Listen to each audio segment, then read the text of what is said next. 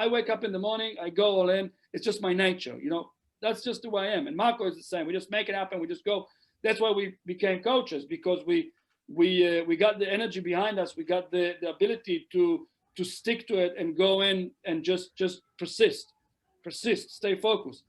So we have students in the Mastermind who said they're going to do the underwriting course, and they need a bit of a reminder every week. Hey, how did you get on? Did you do the next chapter? So it's very, very important. Accountability is the glue that ties commitment to results. That's the last thing. It's really, really, really important. Welcome to the Wealth Through Real Estate Investing podcast, your source for real-world strategies focused on creating long-term wealth, cash flow, and financial freedom through real estate. Through guidance, tips, and stories of highly successful real estate investors and thought leaders, we provide you the tools to succeed and reach the lifestyle you always wanted. And now your host, Dwaine Clarke. Hello and welcome to the Wealth Through Real Estate Investing podcast. This is your host, Dwaine Clarke, and today we have Hadar Orkibi. He's a seasoned multifamily and commercial real estate investor with holdings in New Zealand and the United States. He founded the company MFI Holding, which focuses on Class B and C assets. Hadar, thank you so much for joining us on the show. And how you doing, my friend? Very good. Thank you for having me, Dwaine. I'm excited to be on your show. Thank you. Yeah, looking forward to it. So I understand you're in New Zealand. So I normally I'm talking to a lot of native state investors. So it's good to always talk to international investors and kind of get your thoughts and feelings about different topics. But before we kick things off, I know we had kind of chatted pre-show about kind of your background and your company. Would you mind sharing for our audience how you got started in real estate? Yes, absolutely. We can go way back when I was born and raised. I was born and raised in Israel. Actually, my mother is American, so I'm an American citizen. So that's what allows me to invest freely in the United States and travel back and forth as I please between New Zealand and the United States. My mother was born in Chicago. But as a child, I was, my dad worked hard and gradually bought apartment here and apartment there. Over there, there's not many houses. There's more like apartments and buildings. And I remember as a kid, I used to go and help him out painting and collecting checks and just doing some maintenance work with him. So that was really my first taste of real estate. But gradually, I evolved and had a profession. I started as a jeweler for that matter in Israel. And at some point, I wanted to go and get be free from working in a store from 9 to 5. So I kind of got my license back in Israel. And that was really my first taste of being self-employed in the real estate business. I was working as a real estate agent for a while until about a year or so, until we moved to New Zealand. Back then with my girlfriend, now my wife, we moved to New Zealand. And in the first, if you like, 2-3 years in New Zealand, I was just also trying to find my feet and way to make money. Always had the entrepreneurial spirit in terms of wanting to do my own thing. So I started educating myself. Back then, I was doing a lot of manual labor in the vineyard and orchards of the area. We live in Central Otago, one of the best Pinot Noir wines in the world. So I was listening to back then CDs and some MP3, if you like, shows on an iPod or MP3 player, and really getting myself educated through surrounding myself with like-minded people. I started wholesaling properties, so I really started doing assignments of contracts and contemporaneous settlements, which is double closing. Basically, no money down transaction back in the day, around 2006, 2007. And gradually, I started building my own portfolio. So I started closing on deal and fixing and flipping and making larger profits, and started building my own portfolio of small multifamilies, and now as well incorporated with some strip mall commercial real estate. So about 4 or 5 years ago, the New Zealand market really gradually really matured. It's really matured. It's like now it's more like, if you like, Dallas, even how Dallas matured in the last 10 years. But it's more like San Francisco, Boston, Washington. So the cap rates are really compressed. So everything I bought 15, 20 years ago is really, really appreciated, and really there's a lot of equity in it. But the return on equity, if you like, the cash flow that it's generating is generating because I owned it for so many years, but it's not really enough to if you want to grow your business in terms of adding more assets. Right now, you can't really grow your cash flow base if you're buying properties at a 5 or a 3 or a 4 cap mainly. So at that point, I decided that I'm going to look further afield, get myself educated, and learn how to invest out of area in the United States. And since then, I got myself educated in the States, travel regularly, and started building a portfolio in America. And as far as kind of like you, because you mentioned like with that different market where it's kind of like a lot of those hyper markets where, you're seeing cap rates are being suppressed. What kind of target markets were you kind of looking at in the States, and what are some of the markets that, the characteristics that you think are a good market that people should be investing in? That's a great question, Dwaine. So we really, first of all, for me, I'm not looking for an appreciation market. So I'm not looking to buy in markets where it's an appreciation play, like San Francisco, even like Dallas today. It's just the yields are not good enough for me. I'm looking for a cash flow market. But in saying that, we do want to see good fundamentals, good metrics. Like for example, we research the market and we look for job growth and population growth. We want to see a steady economy and a good price to rent ratio. We want to see job growth of minimum 2% for around 2 years, let's say consecutive 2 years. We want to see an unemployment rate below 5%. So before COVID, most parts of the United States were around 3.6%. While now we know it's about, in some areas 10%, some areas 9%, some areas even more. Depends on the city you're at. Back in 2010, the average unemployment rate reached about 9.9%. So it's really a matter of finding the right market. COVID is not really an indication right now of what the market is, but we do like to have markets as well that have a good diversity of employments. We don't like to see markets that has, for example, one employer in the area, or like, for example, even just like a timber mill station, or one factory or 2 factories that basically employ most of the people. We like to see diversity of employment. It's very, very important. We like to see median income, if you like, of $50,000 in the market per annum per year for the market or the market. This is very, very important. And we really focus on that, and also on the median house price. So we like to see median house price in the sub-market of about, let's say, anything from 120 to 150,000. The reason is that this is kind of high enough for some people not be able to afford that, and perhaps able to stay renters for a long term, because we are focusing on blue collar workforce housing, C and B asset types, which is typically we're looking for a value add asset we can push some appreciation, we can implement our management plan and really turn the property around, create equity through the process, and get good cash flow at the back end. And as far as kind of like your target, as far as the project specifically, I mentioned kind of value add through like improving the management. Are you guys open to looking at kind of like deep value adds, where you guys are doing like large projects there? Or are you just kind of looking for something that you can get in, make some, cosmetical changes, management changes to, improve it and streamline it that way?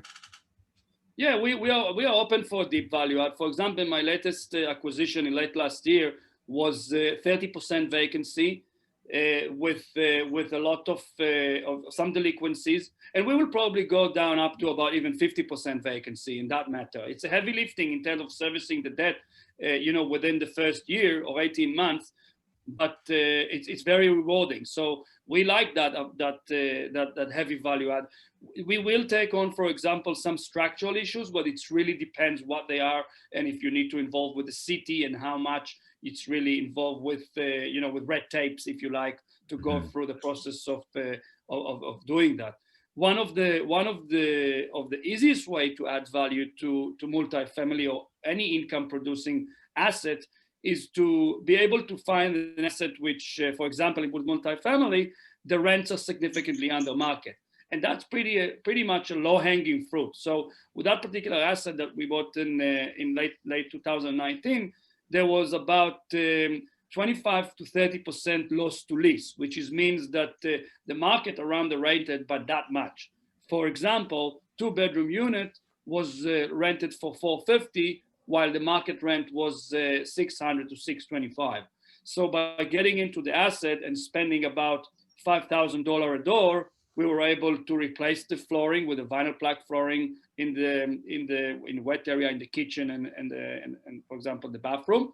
The bedroom, we typically put some carpets, paint throughout, some fans, light fittings, ceiling fans, light fittings, resurfaced countertop or granite. We did some granite, and did some new outlets, USB outlet to give it the modern feel. And a lot of people got smartphones these days. They just want to plug them in the into USB outlet. We find that it's a very cost-effective investment, but it's a wow factor for people. They love it. Mm-hmm. We did some backsplashes and appliances. So that's roughly about $5,000, and that allowed us to increase the rent from $450 to $625, for example. Yeah, I like that a lot. And you're very known because I've been, as we was kind of talking beforehand, that you're physically in another country and you're doing deals here in the States. That's the kind of big thing that people are curious on how they can be able to do that. We had talked briefly about some topics regarding like building a team and kind of structuring it, but you teach in your mastermind regarding 3 pillars, like locating deals and partnering, asset management. Can you go over those 3 pillars for us that include kind of some of the elements we just spoke about? Absolutely. Before we touch about the 3 pillars, I want to reiterate 2 things. The first thing is that you really need to build a good team. So by doing that, you need to first visit the market. You need to network with people within the market, people who are active in the market, and ask for referrals. It's very, very important because you don't want to start blank. You don't want to start looking for a good property manager or a good HVAC company that's not going to charge you an arm and a leg. You need a good handyman. Depends how much you want to be hands-on. The more you're involved as an asset management point of view, the more you're going to be able to cost save, especially if you're out of area. So building your A team, as we said, is very, very important because you are going to leverage the local knowledge and expertise to be able to operate efficiently and also, operate in a way that you keep learning the market and getting yourself educated. And there are more opportunities. Once you network with local people, you get to know the market, you get to know the player, and it's very, very important. You really have to seek referrals for property managers when you start. After you've chosen the market, after you looked at all the demographic, everything in terms of the job growth, population growth, where is it going? Then you go in and you start building your team. So you're seeking referrals for property managers, lenders, title companies, building inspections, handymans, anything you can. You can even jump on bigger pockets or attend local meetups. Very, very important.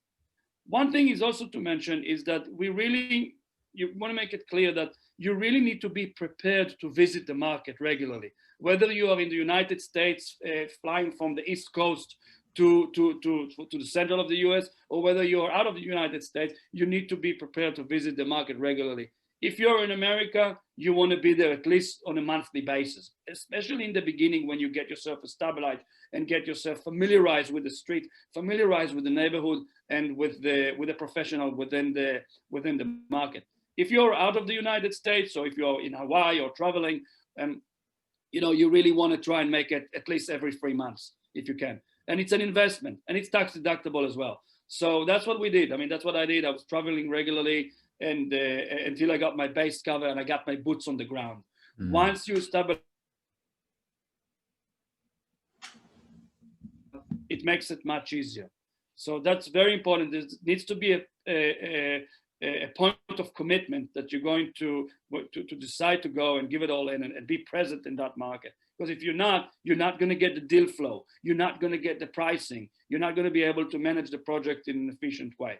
Very, very important. And I like to mention that we do have on our mihmastermind.com website, we have an education tab there. And there is a free course about investing out of area, how to build your rating, how to research the market, and various other things. It's a video course and an ebook that your listeners can get download for free. So please visit if you're interested. Yeah, appreciate that. We'll make sure to have that information on the show notes so people can click that and check that out.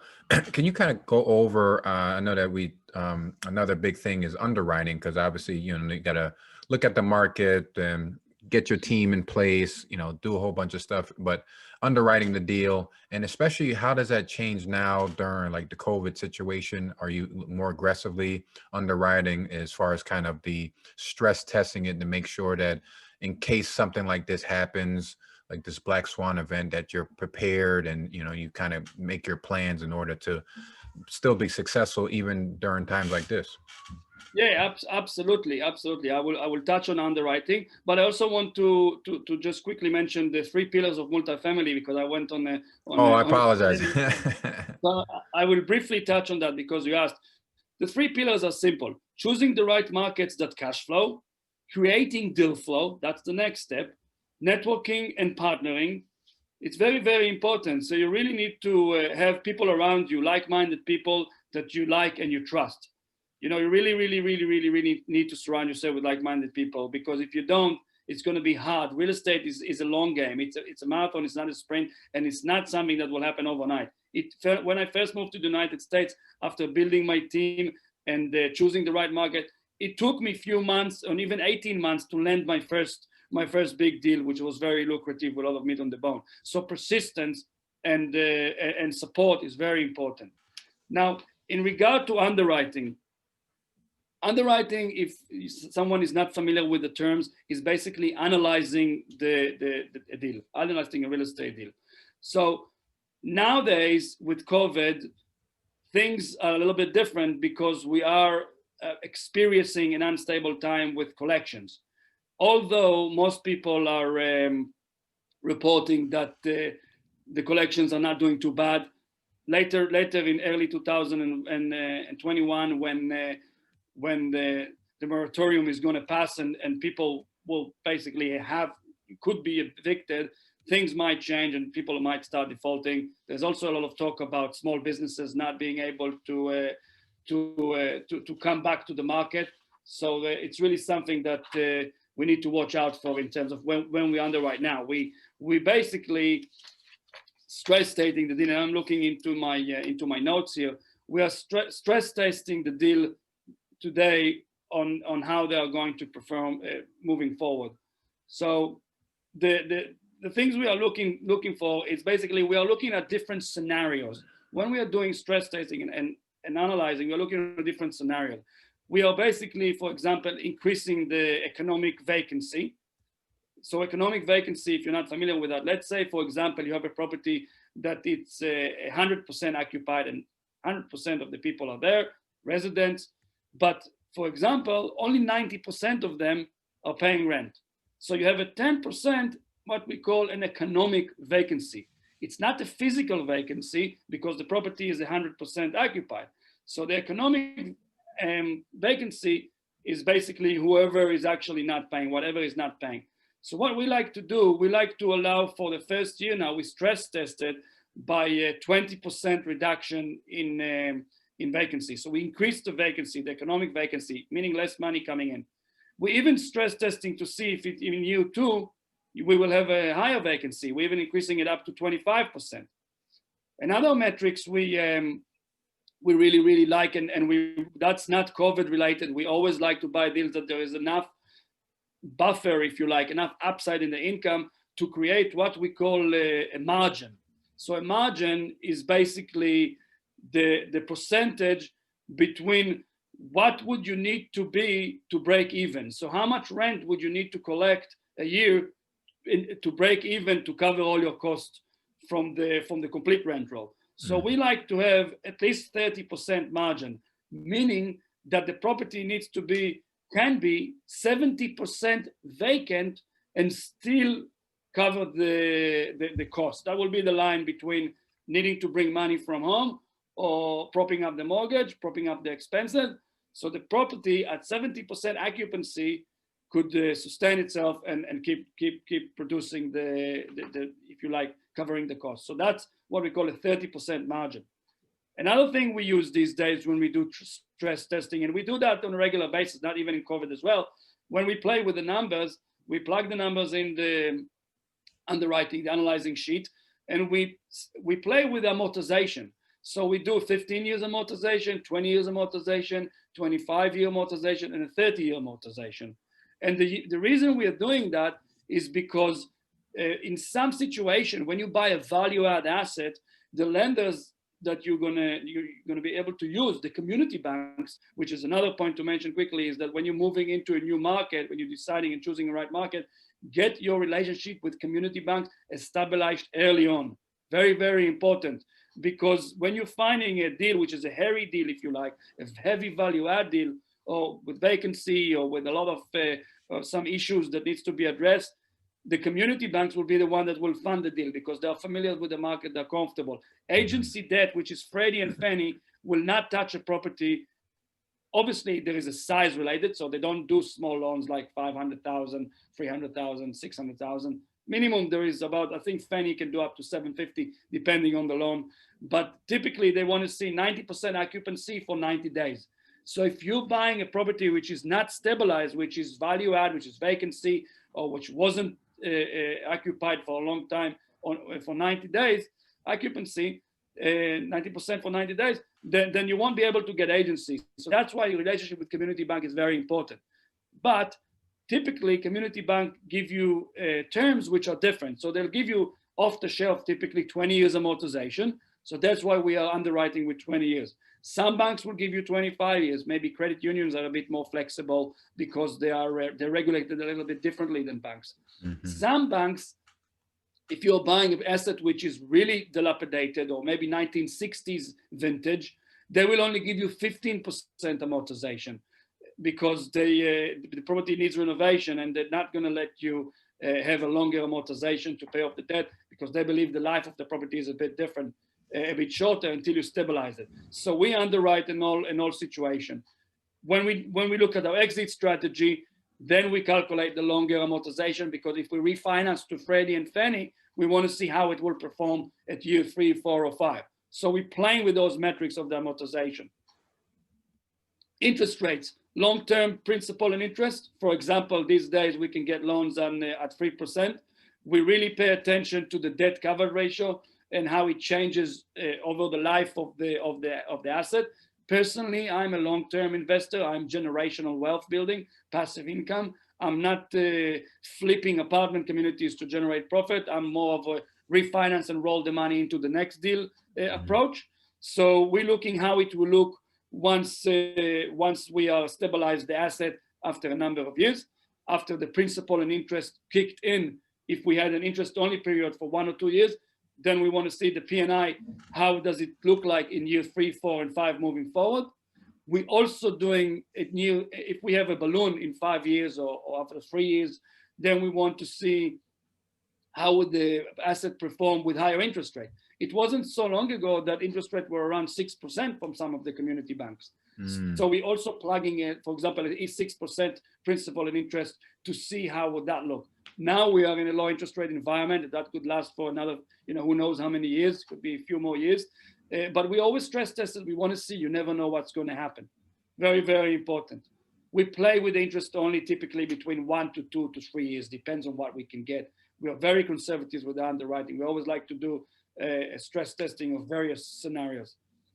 When we are looking at what we call the exit cap rate, meaning that you stabilize the asset, you got it to where you want to get it, you increase the net operating income to the level that you predicted that you could perform at, then we are applying an exit cap rate. Now the exit, not necessarily meaning to sell the property, it also could be applied when you want to refinance the property. So basically you are applying this percentage point. For example, you bought the property and you know that you bought it really low. You bought it in because it was 30% vacant and 30%, for example, below market rent. The price you paid for the property, comparing that to the income that it was generating when you bought it, because of the vacancies, because of the low rent, was reflecting a very low cap rate. Maybe my purchase was like 4.8% cap rate. if you divide the NOI to the cost of the property. So we're not really looking on entry cap rate. We are looking on where we can take the property to, because we knew that once we stabilize the asset, the net operating income is going to be significantly higher, which will reflect a different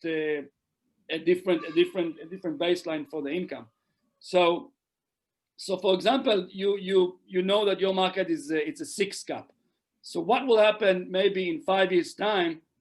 Nobody knows. You can estimate that it might be still the same at the 6 cap, if you like, to refinance or sell the asset. But what we like to play with the exit cap rate, if you like, 1 or 2 points above. So we're going to stress test it of how would the property, or what would the property be appraised for if the cap rate is a 7 cap, if it's being increased, or if the cap rate is even 7.5 cap, so 1.5 points above what the market cap rate is right now. Last metric that we look at is how would the property perform when we refi and roll, when we refinance the property, which is our premier strategy that we do. Basically, you got the property appraised, you build up some equity, and the bank, the lender, the new lender, whether it's Freddie and Fannie or whether it's another community bank, they will lend you, for example, 70% of the new appraised value. So if you build enough equity, that new appraised value could potentially basically cash you out from all the costs that you put in the deal, which will be your down payment, everything you put, if you put any money for the renovation, and repay the loan that you had, the first loan. So the loan proceeds will be all returned to you with your money, and you'll have zero money in the deal. So that pretty much brings you to a point that you're 100% financing. You have 100% financing on the deal. There's no money down in the deal. Mm-hmm. So we stress test the asset to see how it will perform once there is zero money in the deal, once you refinance and roll all your money out of the deal. That's really the last point that we look at.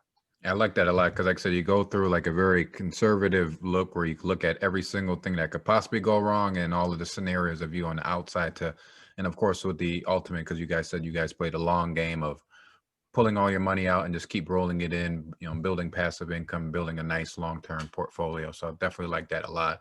And you had mentioned as well, because you're doing, international businesses and, doing all of this stuff. You had mentioned another thing that you talk about, I think, in your mastermind as well, is the elements of successful business. Can you kind of talk about those a little bit briefly as well, and also talk about your mastermind group that you host? Yeah, absolutely. So yeah, that's very, very dear to my heart, the 5 elements of successful business, because I know how hard is it to work in real estate, especially when you are trying to go and do it on your own. It could be quite a lonely thing to do on your own, because a lot of people have limited belief that they can't do it, and they don't have enough money to do it, and they're stuck in the 9 to 5 day job, W2, and they just can't find the way to do it. So one of the first thing that we teach in the MIH Mastermind is focus. You really have to stay focused. And once you've chosen a niche, for example, if you've chosen to go with multifamily, you need to stick to that. You need to get yourself educated and avoid the shiny object syndrome. You need to become an expert in your field and in your market. So you go in, you learn everything you can about that. You surround yourself with like-minded people, and you go and immerse yourself in the market, in your chosen market, so you can identify an opportunity when it comes along. Because if you're not getting yourself familiarized in your market, you're just not going to identify this opportunity, and you're not going to get the deal flow from brokers relationship, from direct to owner relationship that we teach how to implement.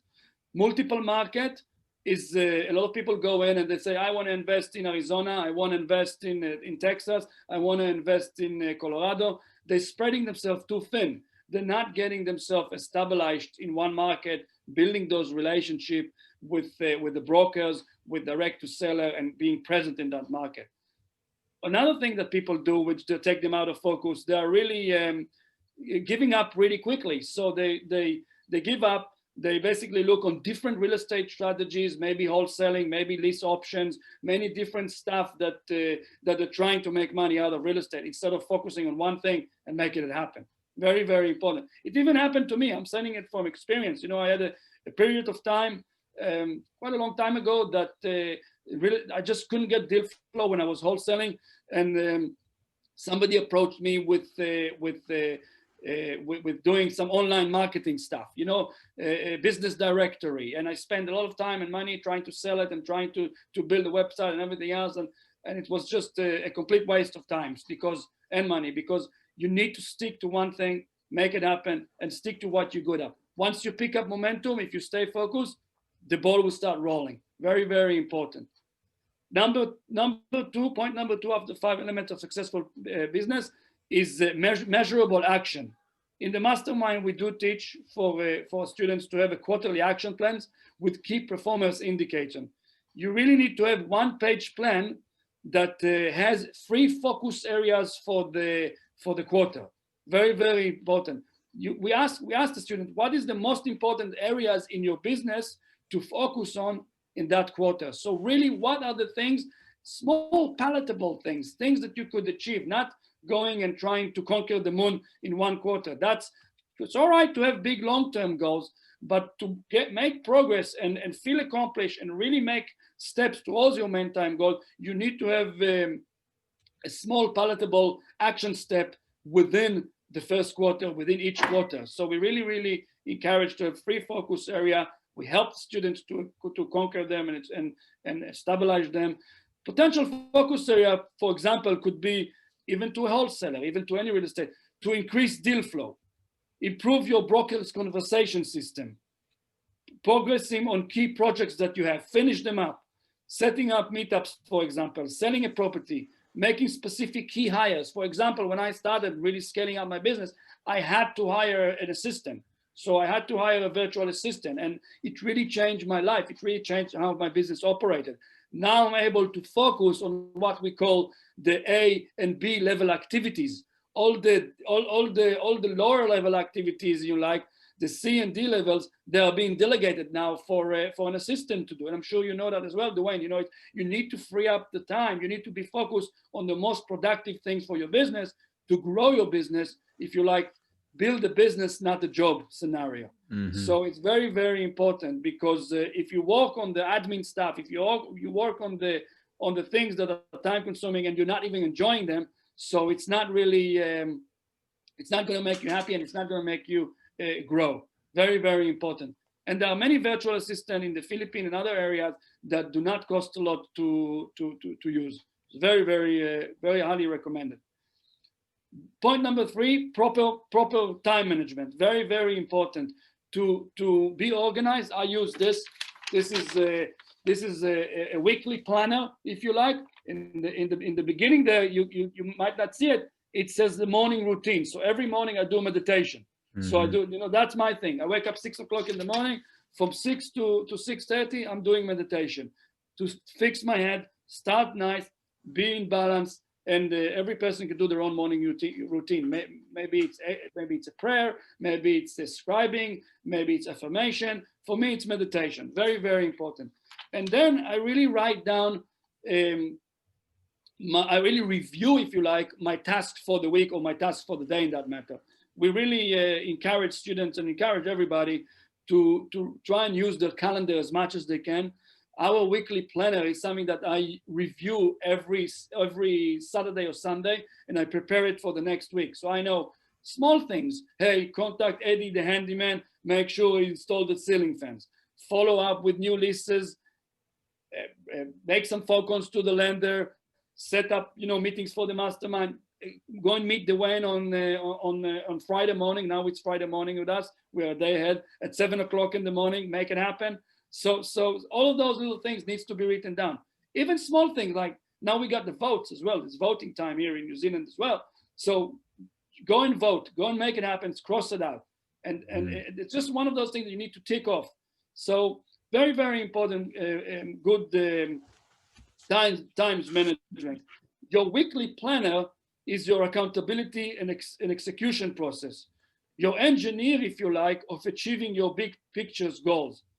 Each action steps and milestone that you achieve shouldn't take you more than 2 hours, for example. If it takes you more than 2 hours, if you got a project to do, if you want to write an article, or if you want to prepare content for an interview, or whatever you want to do, If you want to research a market, maybe cut it down. If it's more than 2 hours, split it up to separate tasks, maybe even on separate days, consecutive days.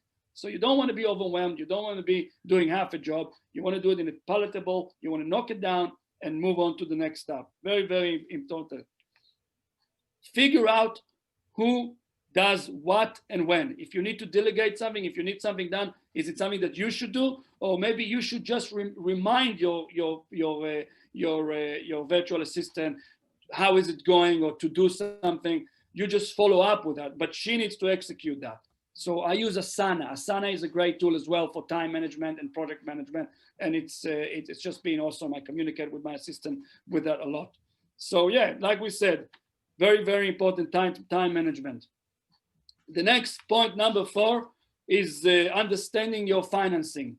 Budget what you can afford. If you want to get into real estate, you need to talk to a mortgage broker. You need to talk to your lender. You need to look at your retirement plan, maybe your self-directed IRA, your 401k, or your EQOP. You need to understand if you can use those your savings account. Where are you at financially? What properties you can take down on your own, or maybe you have a 9-to-5 job and you just want to get educated.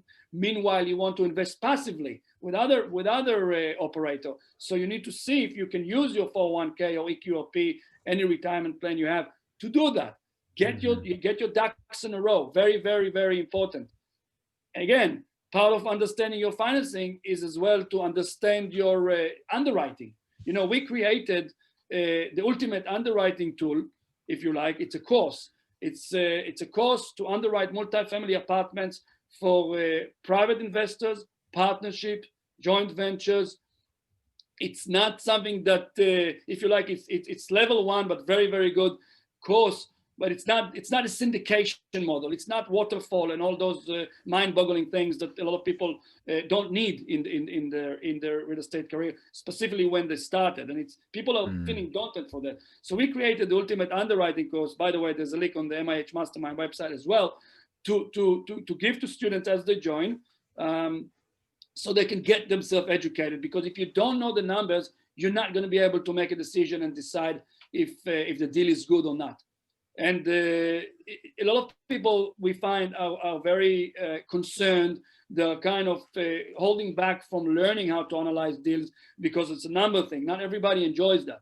So we have people working together as a group, and we have if you like, an underwriting, deal analyzing groups that work together, brainstorm. It's really, really helpful. And the course is great. It's really small videos with some quizzes and other content which helps to understand each stage of the underwriting. Again, when we're talking about understanding your finances, it's another point. The last point on that part is understanding your business key performance indicators, KPIs. Very, very important. For example, for me as an asset management, I'm tracking collections. I'm tracking the fees, rent growth, delinquencies, everything to do with managing the project, the financing side of the project. I'm reviewing the statements. Well, my assistant does. I just review the final result now. So it's very, very important to be onto it, to really get your financials in order. Very, very important. The 5th and last point, Dwaine, is accountability. For me, it's Mastermind. For me, it's my business partner, Marco, who we keep each other accountable on a regular basis with things to do with the business, with growing the business, with deals, with anything we need to. It's very, very important. Accountability is the glue that ties commitments to results.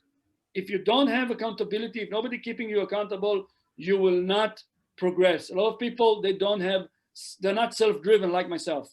I wake up in the morning, I go all in. It's just my nature, that's just who I am. And Marco is the same. We just make it happen. We just go. That's why we became coaches, because we got the energy behind us. We got the ability to stick to it and go in and just persist, stay focused. So we have students in the Mastermind who said they're going to do the underwriting course, and they need a bit of a reminder every week. Hey, how did you get on? Did you do the next chapter? So it's very, very important. Accountability is the glue that ties commitment to results. That's the last thing. It's really, really, really important. I actually like that a lot. Yeah, and it's kind of encompass everything. I know we had a very well-rounded interview, kind of talking about from kind of what your investment criteria is all the way down to the, the pillars of success and elements of successful business. So, and that really kind of answered a lot of the questions that I had after that, which is, kind of revolve around mindset and systems. You mentioned that you use Asana. You have like other timesheets that you use and meditations and things that get your mind right. So that kind of covers that there. But my biggest thing I always ask all my guests towards the end of the interview is about encompassing gratitude. So what can you say that you're most grateful for?